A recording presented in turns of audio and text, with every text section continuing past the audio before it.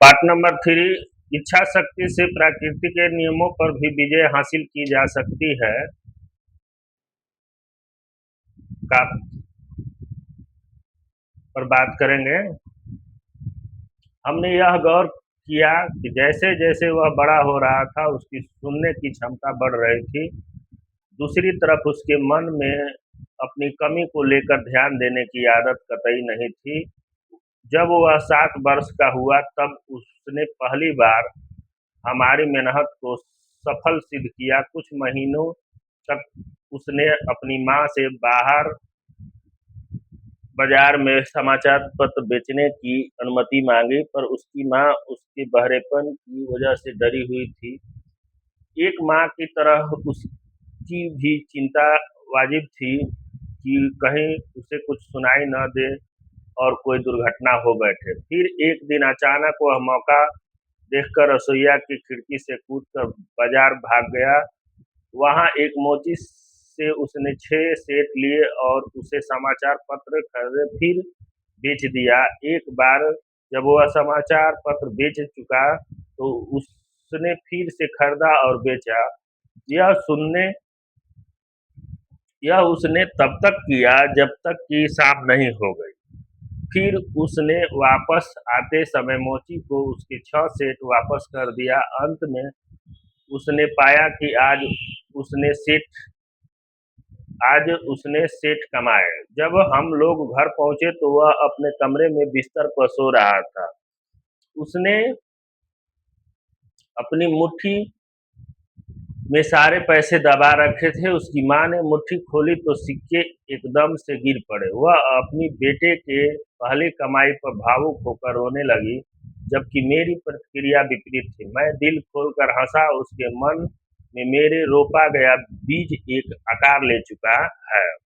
उसकी माँ सोच रही थी कि उसका बेटा ढंग से सुन नहीं सकता है, कहीं पैसा कमाने के चक्कर में रास्ते में बेटे के साथ कोई दुर्घटना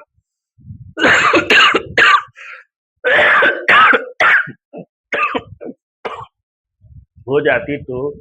मैंने देखा एक बहादुर महत्वाकांक्षी आत्मनिर्भर व्यापारी को देखा जिससे अपने ऊपर पूर्णतः विश्वास है। उसने कदम उठाया और वह जीत गया। उसकी काम ने मुझे बहुत खुशियां दे दी, क्योंकि मुझे पता लग गया था कि जो मैंने उसके मन में रोपा है वह उसके साथ पूरी जिंदगी रहने वाला है। बाद में उसने इसे सही भी सिद्ध किया।